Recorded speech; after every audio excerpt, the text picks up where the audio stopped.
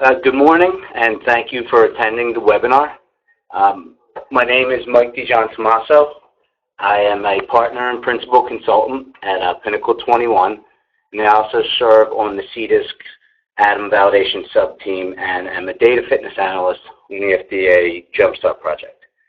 Today I'll be presenting an update on ADaM validation rules from the perspectives of both CDISC and OpenCDISC. Many of the slides will be technical, but not from a programming perspective.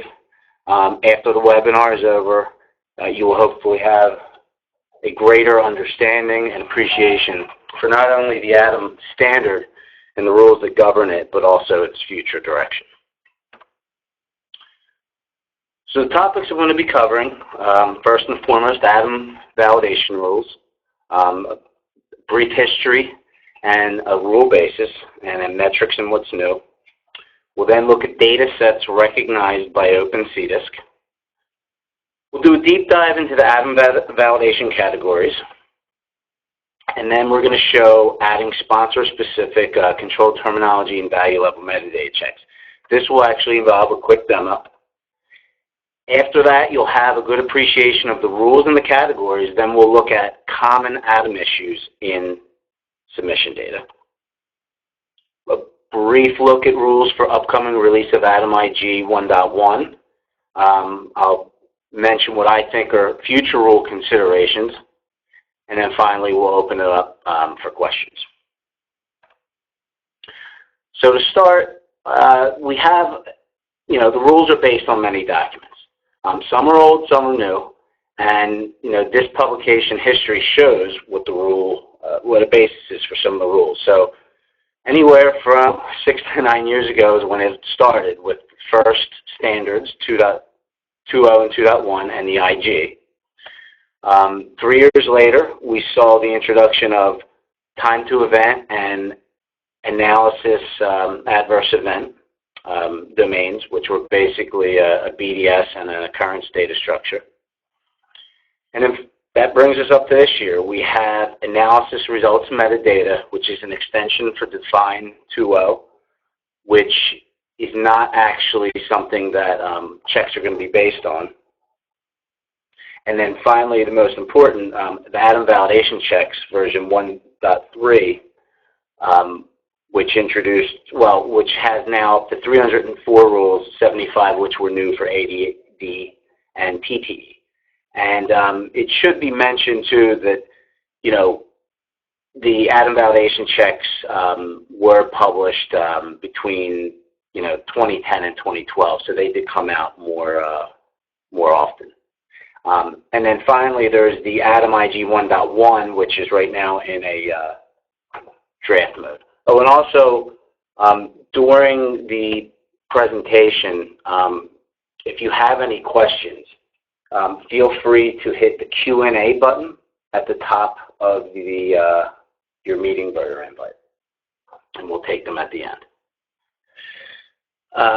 So when you look at this, for anyone, as we know, everybody here likes data patterns, it's about every 3 years we have a major publication. Based on that, we'll see something in 2018, but hopefully we'll get more documents sooner so that we can further evolve the standard and develop more rules. So in contrast to the CDISC history, we have the OpenCDISC ADaM rules history.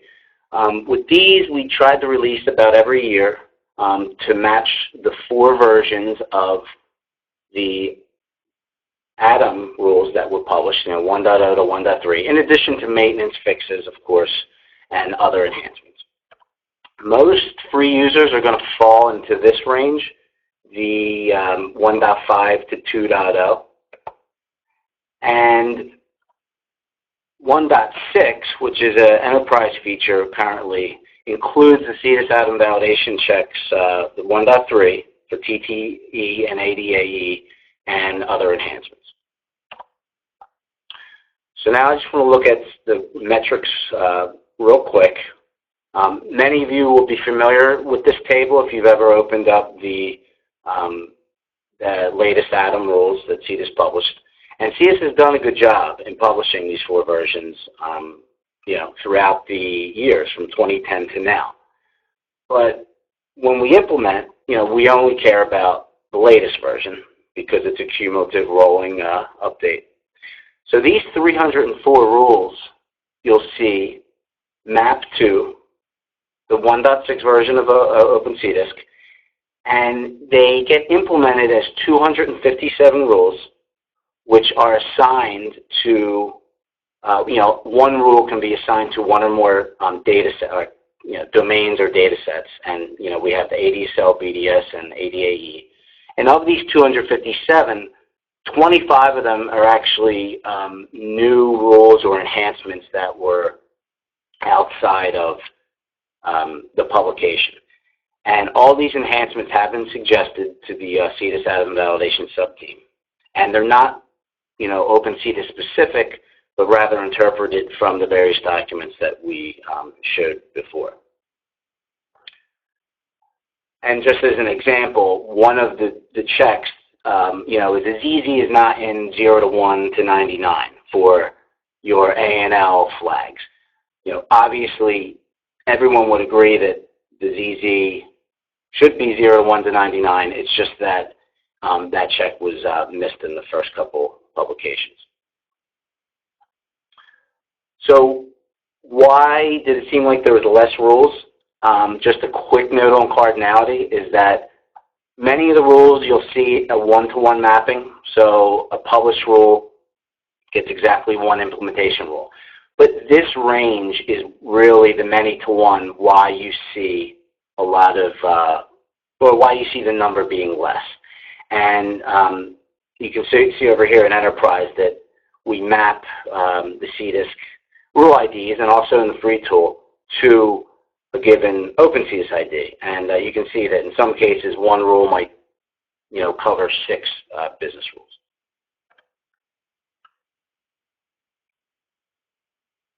So now the data sets recognized by OpenCDISC, and this is a key piece of information. We have the 3 basic data sets that we all know from ADaM: ADSL, BDS, and ADAE. And then we also explicitly recognize DM, EX, and AE, and those are really for traceability. So we would like to always see those in the submissions.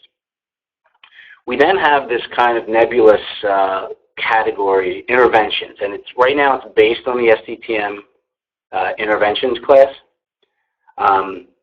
And the way that we recognize an intervention is any variable, if a data set has at least a treatment variable. And I'm showing some examples below. In contrast, BDS, we will recognize any BDS data set if it has at least one of these variables. So basically it's your param and param code, your analysis dates, and then the bottom 3 are sensor variables, which commonly indicate time to event, which we'll see very shortly. So a little bit of a dive into BDS and time to event analysis. BDS data sets can have both TTE and non-TTE data mixed in, and it's important to know that. TTE data sets, they have no standard naming convention. For illustration purposes in the guide, you'll usually see it as ADTTE, but again, that's just an example. So really a TTE is a BDS data set with 9 rules, all focused on the sensor variable.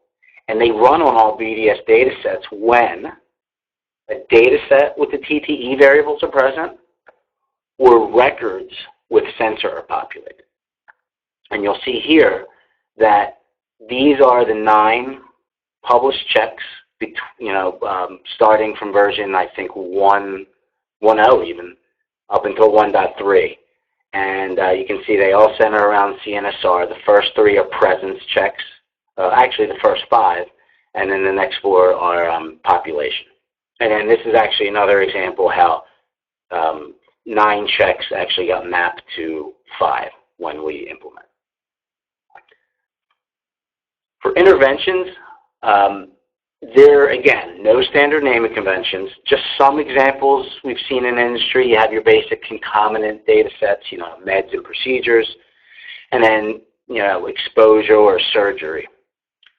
Recognition of these domains, it is important because it eliminates three things. The missing config warning, which many of you probably have gotten in the past when you submit these.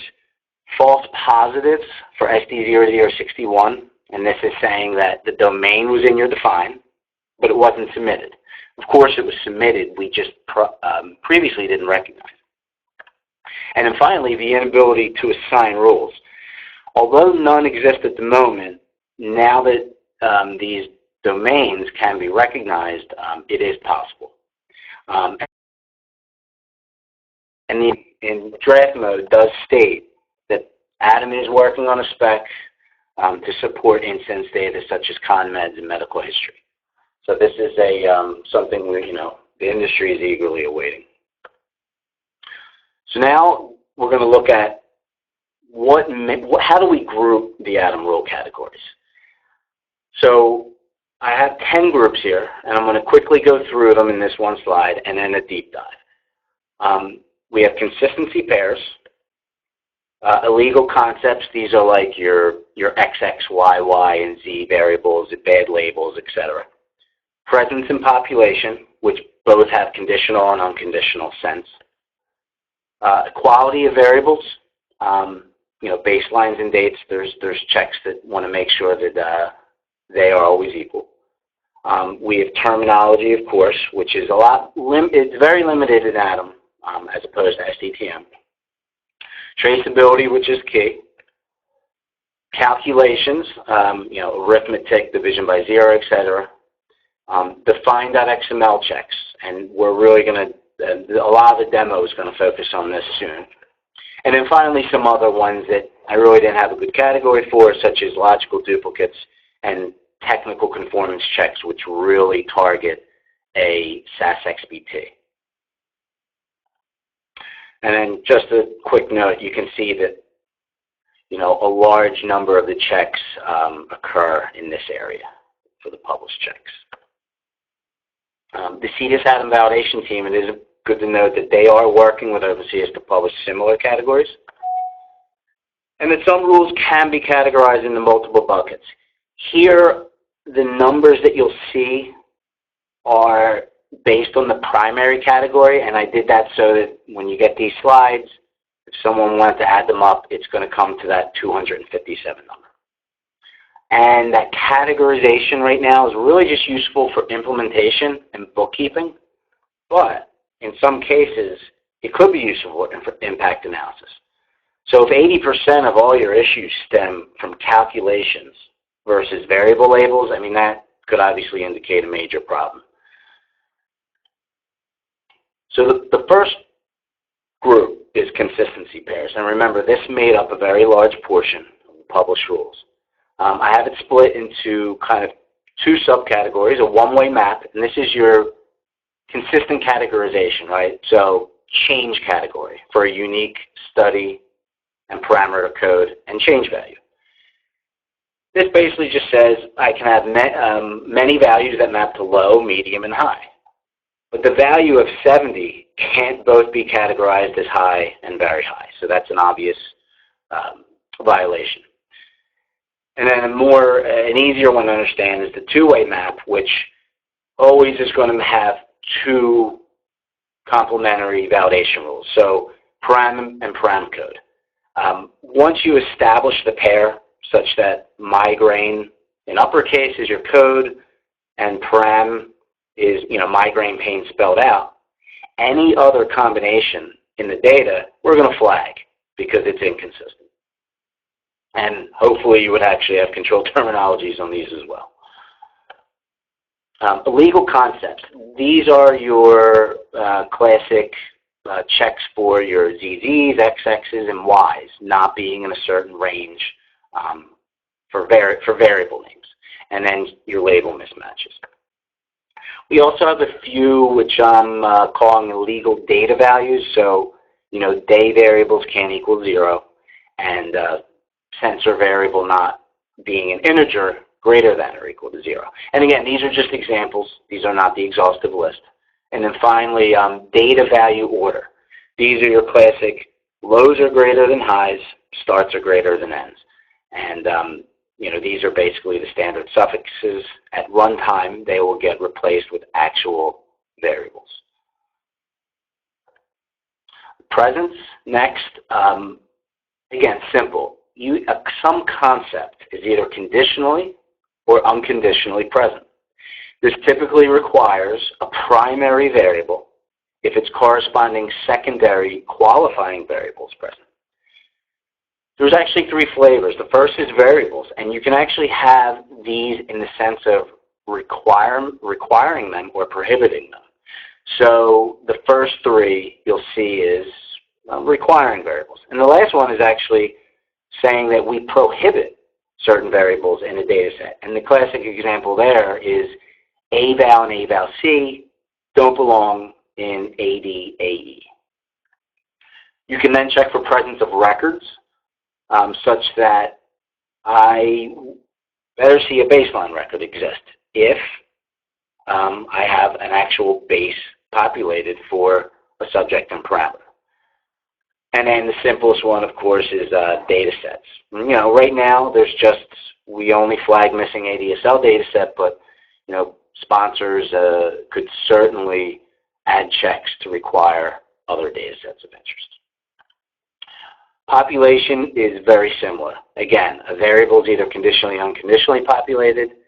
It typically requires a primary when its corresponding secondary is populated. And these have kind of 2 groups. Single variables, again, requiring or prohibiting. So criterion Y flag is populated, but you didn't actually have your criteria.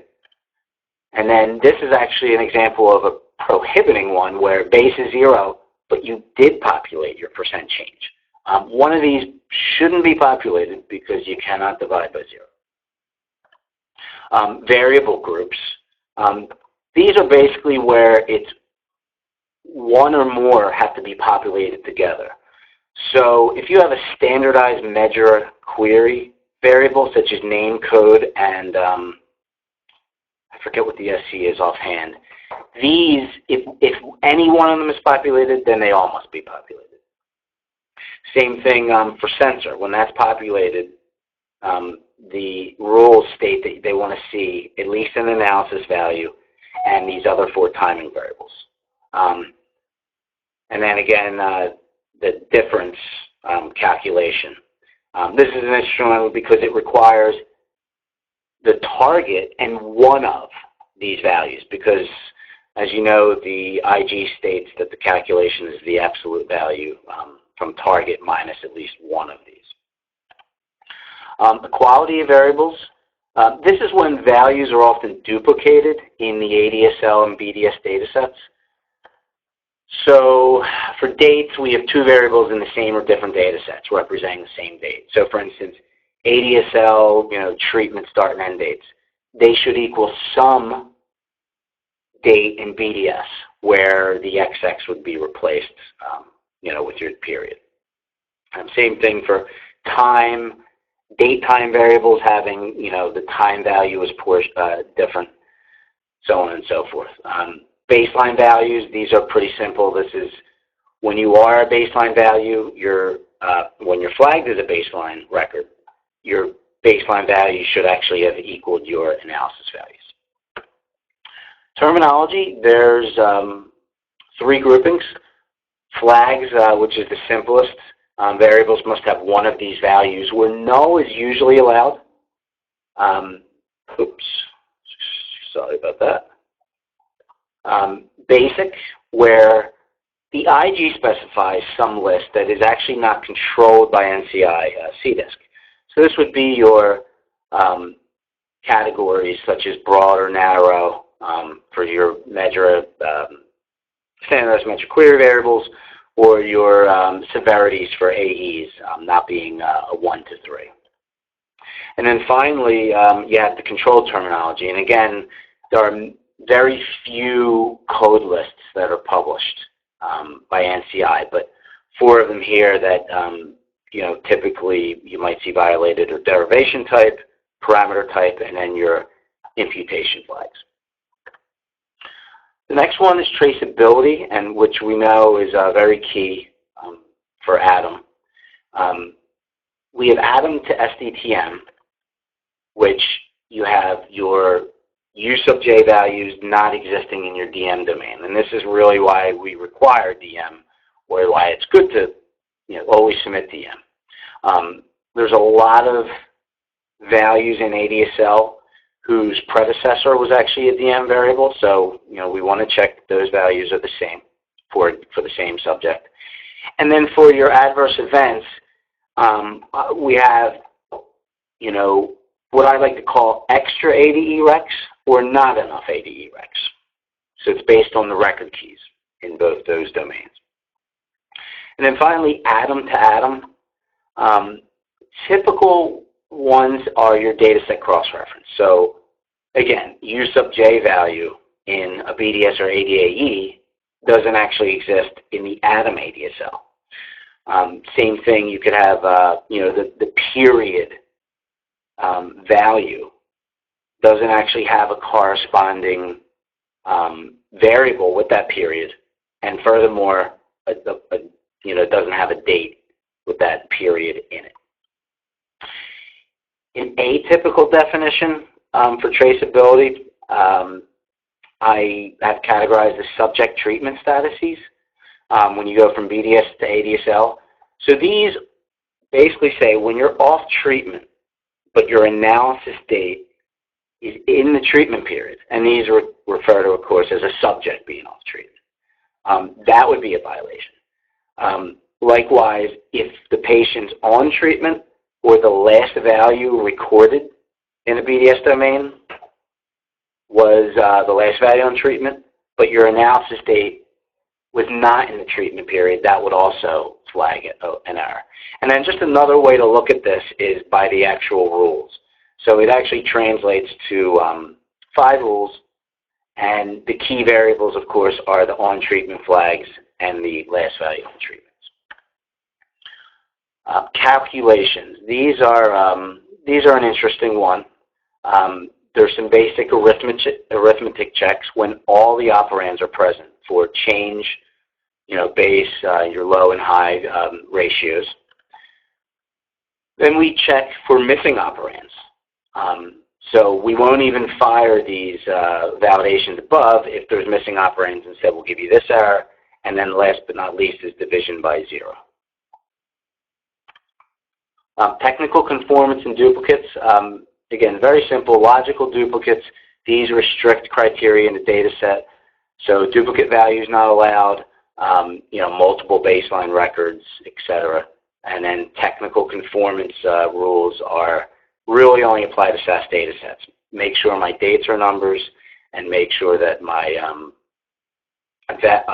date and times have an actual valid SAS display format. Last but not least is Define.xml. We broke them out into, there's dataset metadata rules, so rules that actually check, is my domain in Define.xml, but it wasn't submitted, and vice versa. The same thing for variables. And then we also look at data types and code lists. Value level metadata, which requires Define 2.0, these check at the value level the same concepts, essentially, code lists, mandatory data type, and length. And this will be part of the target of the demo.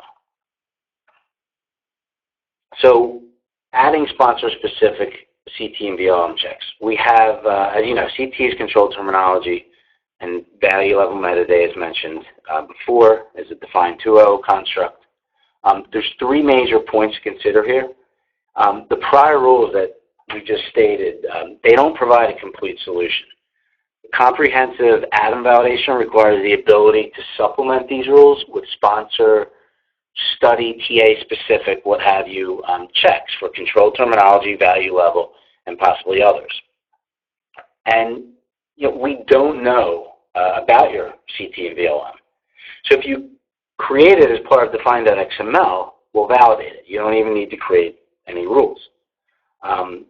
Creating these things should be prescriptive, and doing so using a text editor in the language of Define.xml 2.0 can be quite challenging.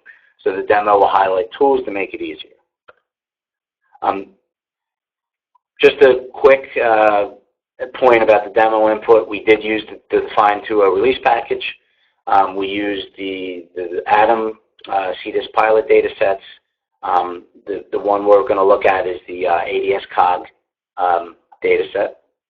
We use the latest OpenCDISC rules, and of course some working software to modify the Define and validate the ADaM data sets with the Define.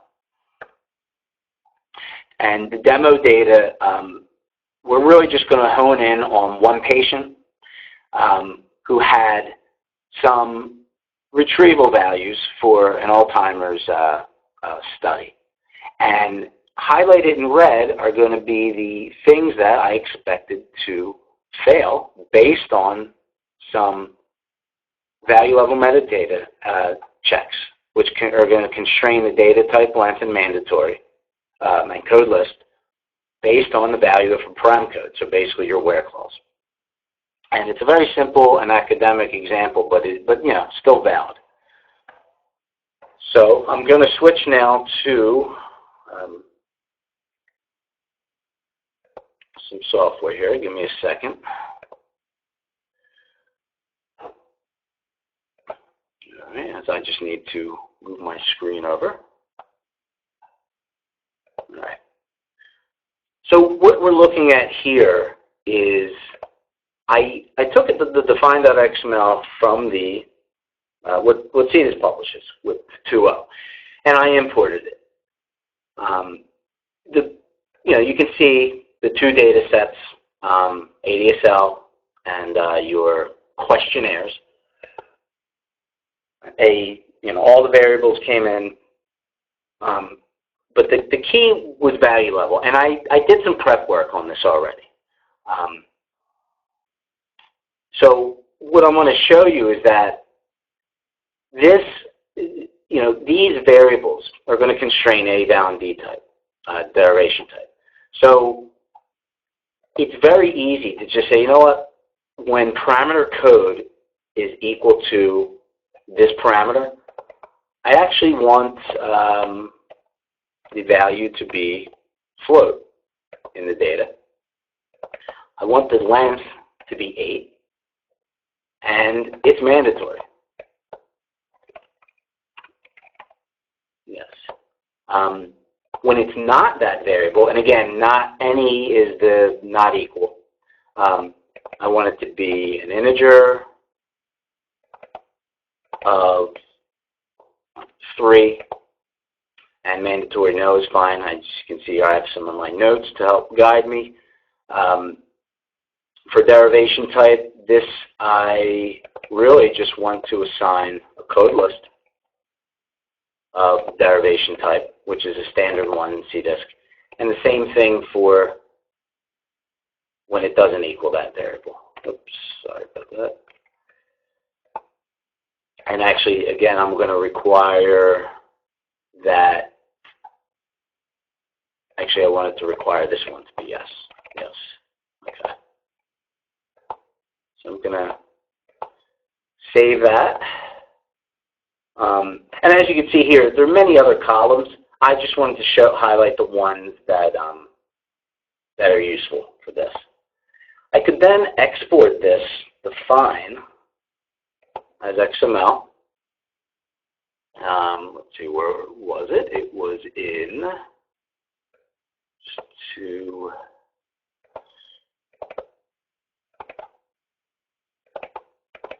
let's do ADaM webinar. I'm going to save it over there. Good. And now it's ready to actually be run with the data. So I'm going to switch over to what I've prepped for a basic study, the ADaM webinar. And again, this is just a CDISC pilot. You can see I'm going to run ADaM, and I am going to pick the webinar one. So I'm validating the data.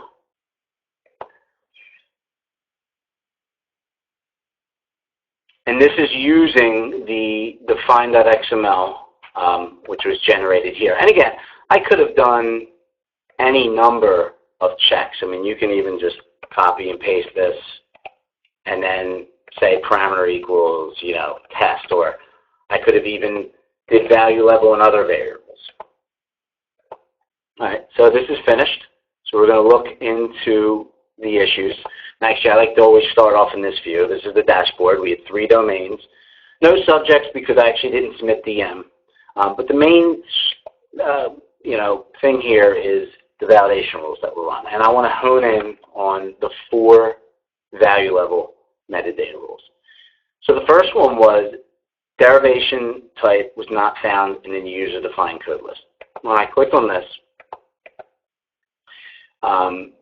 it's because the values of thin air are not in that code list.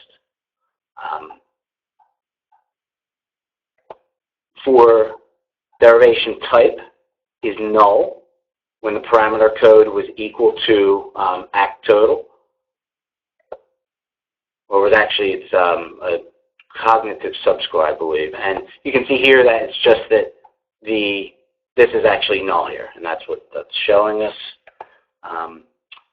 The value level data type mismatch for parameter code when it doesn't equal this value. Let's see what we had here. Right, so remember I specified that some could be float and some could be integer. These were supposed to be integers for these tests. And then the last one, value longer than defined max length. If you recall, I defined some of the lengths to be 3, the integers not equaling this value level. And you'll see that it's going to pick up some of the decimal point ones because these are actually 4 characters, but also other values here.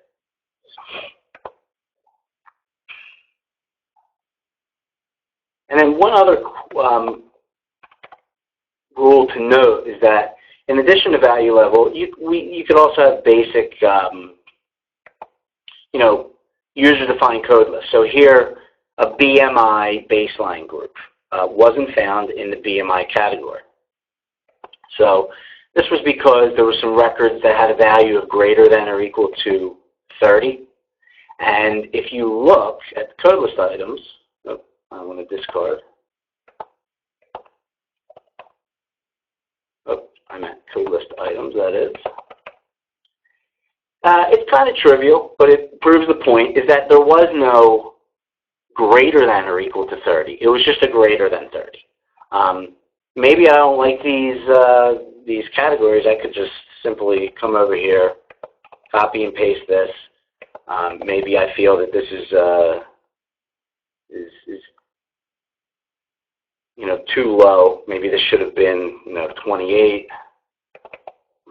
Maybe this one is now 27. Actually, that would be 28, and this could just be greater than 29, and then we could call this some other BMI.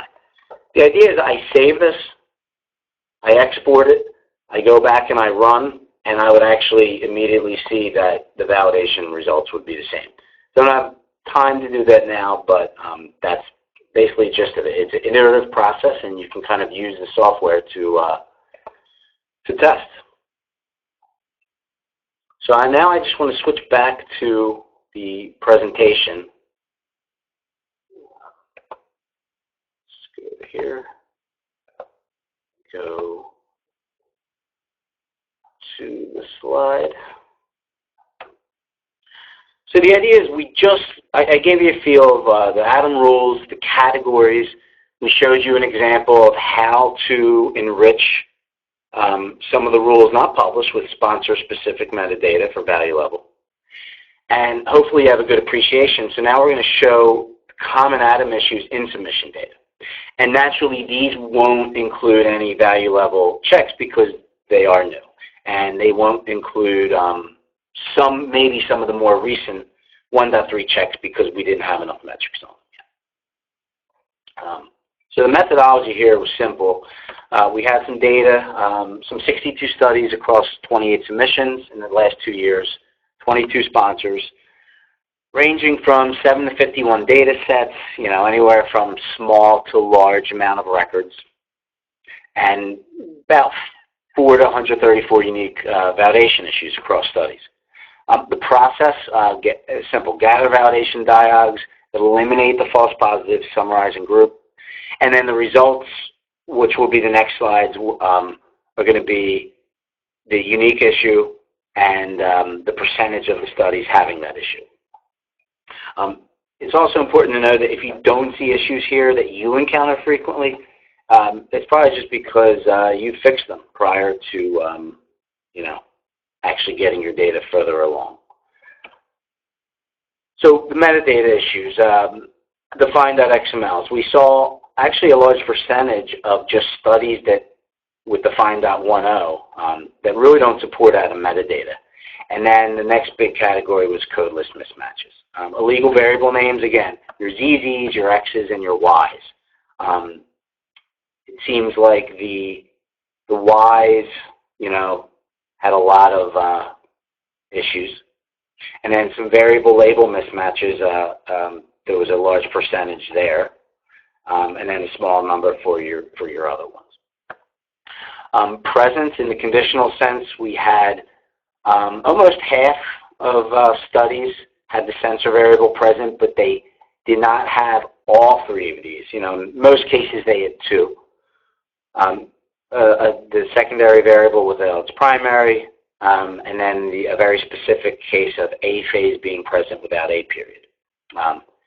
In the unconditional sense, it's really just required variables not being present, and we saw these values not making it into the data, or into the data sets, I should say. Categorization and pairing common issues. We had one-way maps. These are your basic categories of eval parameters and some of your calculated values. And then consistent variable pairs two ways. A lot of these were your baseline values, param codes, and in a very small percent your analysis time point. One interesting one to call out is the eval and eval-C got a lot of hits, but some were actually logical false positives, but nevertheless they were inconsistencies based on a pure text match. So, you might see someone submit for eval the long, the number with many decimal places, but then truncate it for the character version, and then 0 versus null.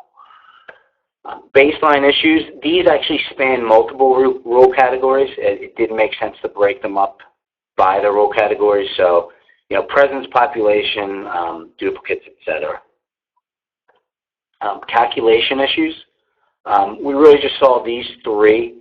And again, some of these were admittedly due to some false positives from, there's a SAS rounding issues with the Java engine where sometimes it actually is the same value, but the validation still triggers. And it's very rare that happens, but we have seen it. Terminology issues, flag coding variables. These just say that for some reason or another, the value here, it wasn't a yes or no. A lot of times the value might have been an N, but that's still not allowed according to the standard. And for control terminology, just this one. And this is an interesting one because it is derivation type.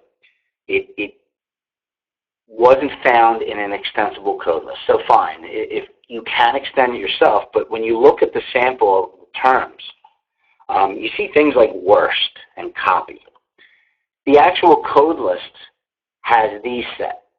And you can't just add a term like worst if there's already a value there that could possibly match it. So, you can only extend it if it's not in the list, and you really want to avoid ambiguity because worst could be any of these three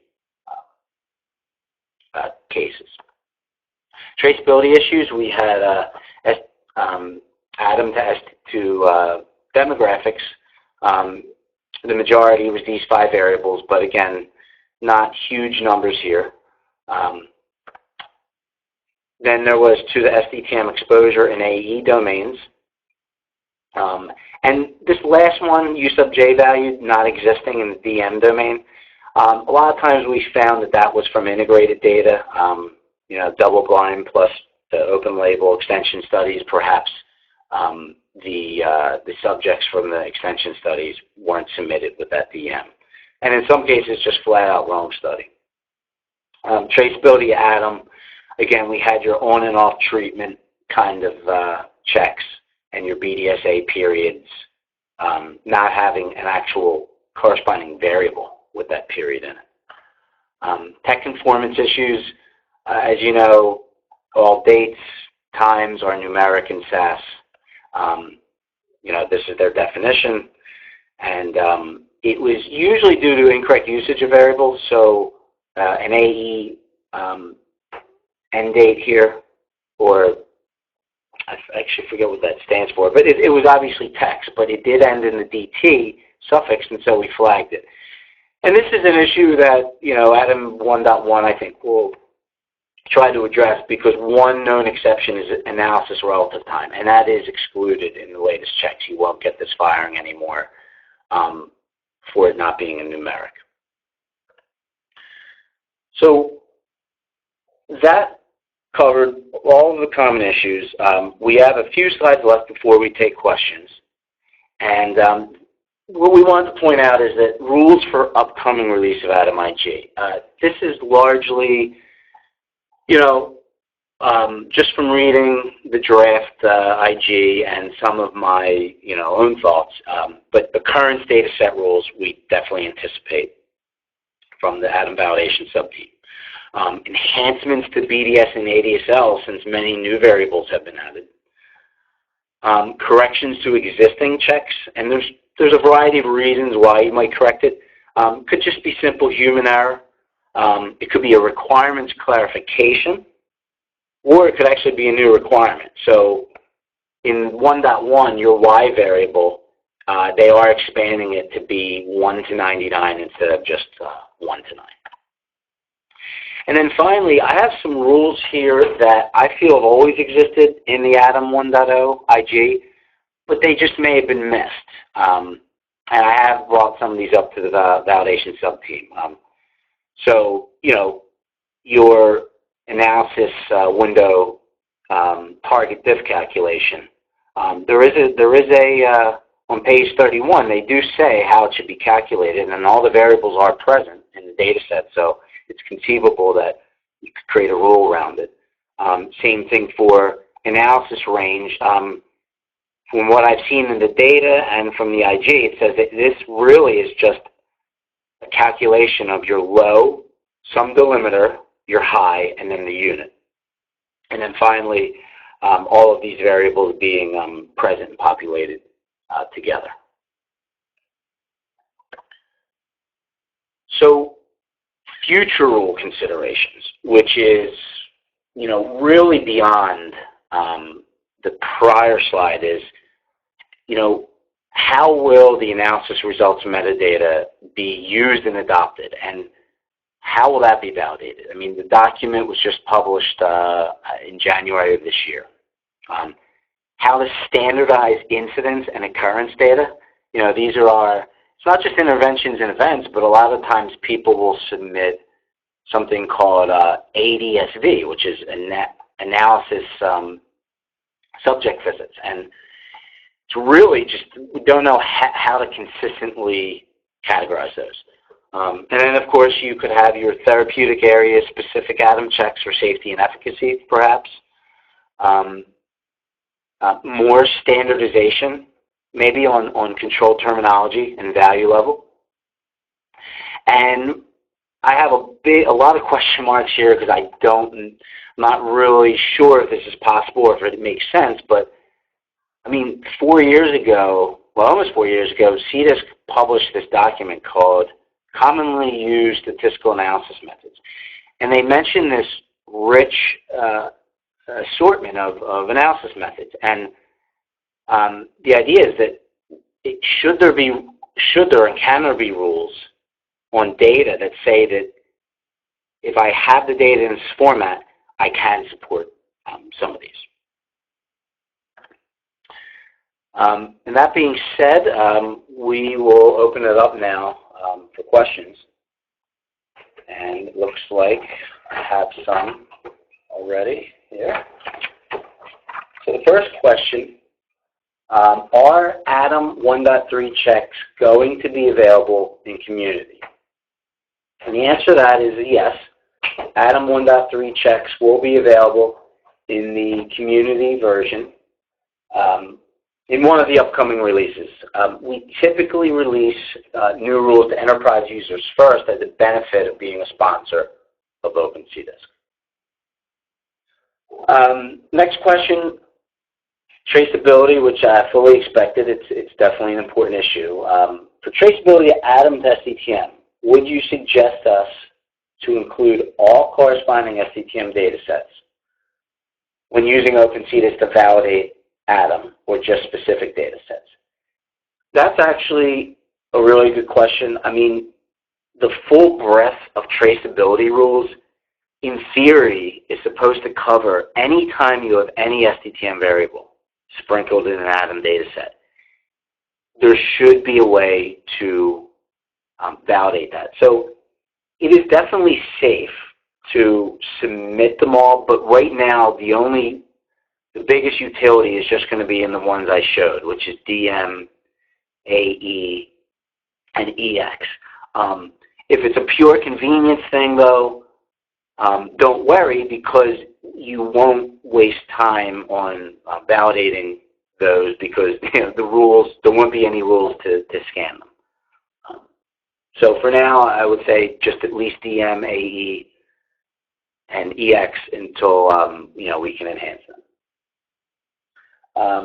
The next question, the current version of Community does not work well at identifying correct date, time, and date time formats. Will this be corrected in the next version?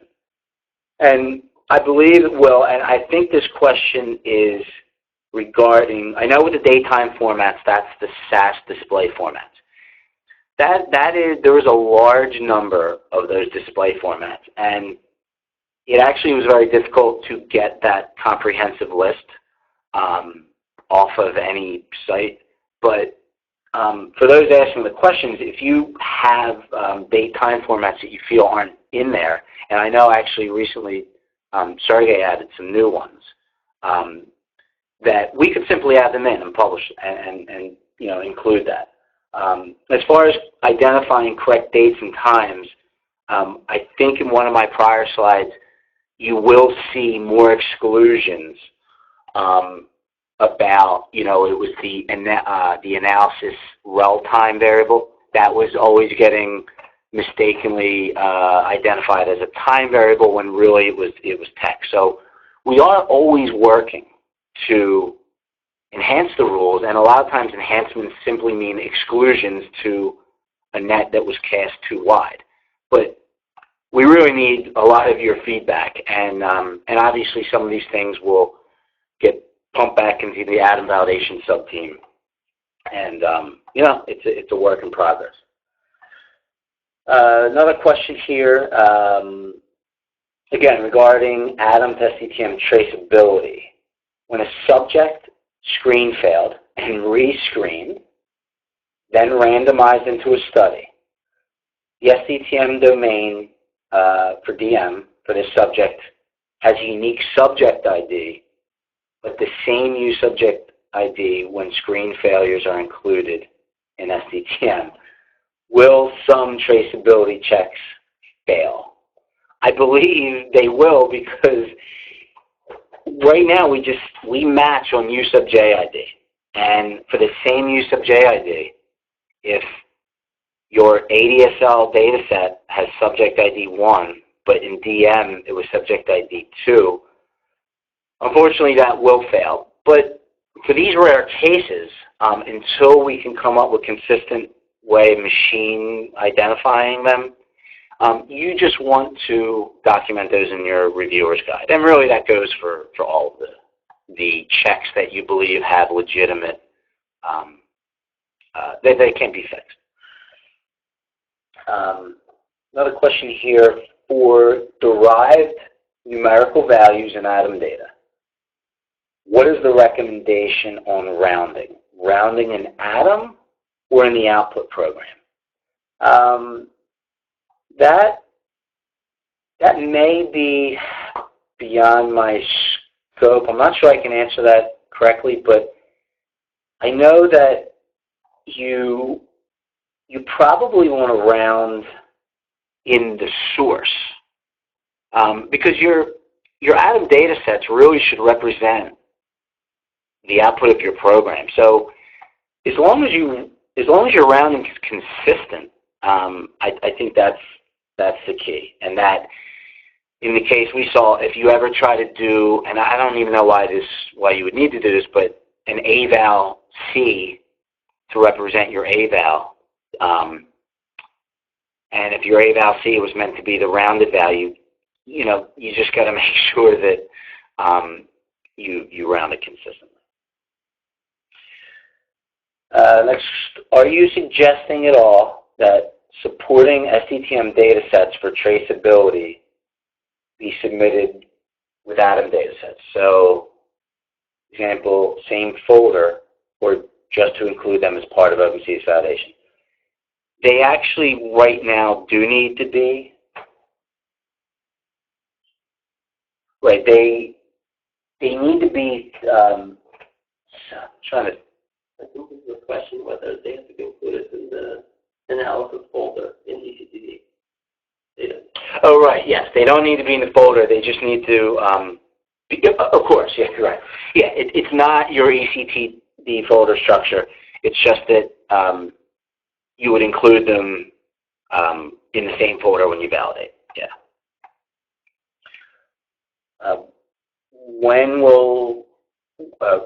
When you built your check for percent change, did you use rounding? Right now, I'd actually have to ask him, which some of you probably know, about that. I think we try to stay true to however many significant digits are in the actual calculations. But you know what? That's a good question, and it's a technical one that is just looking at the code, and it will be easy to answer. So I'll make sure that I get a definitive answer for that. Let me send this out. There's a few more questions regarding FDA that I think I can address. Yeah, go ahead. This is Max, everyone.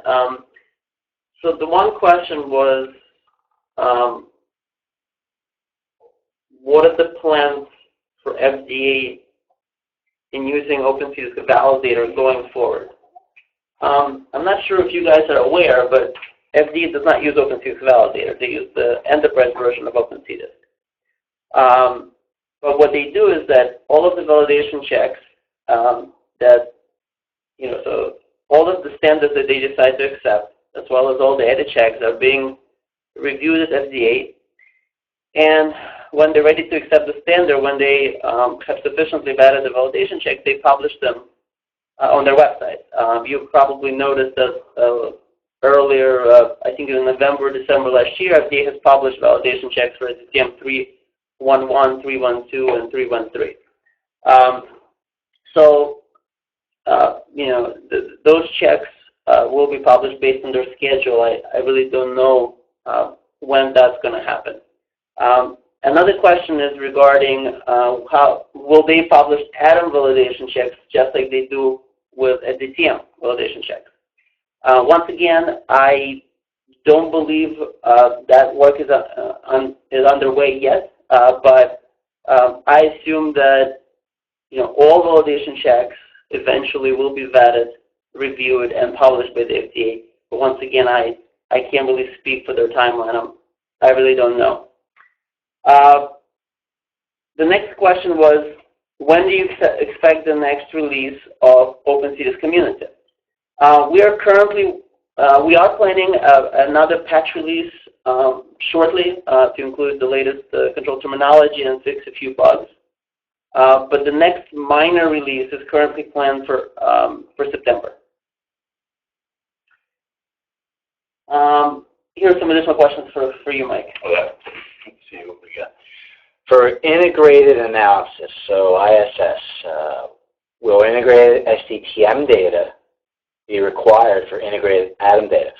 Well, sure, that's a good question. If you're going to submit BDS datasets, whatever, anything, with multiple studies, then you definitely want to give us a DM and an AE and an EX with the same, with subjects across, well, with the multiple studies, because for traceability, without that, we'll probably flag a lot of false positives.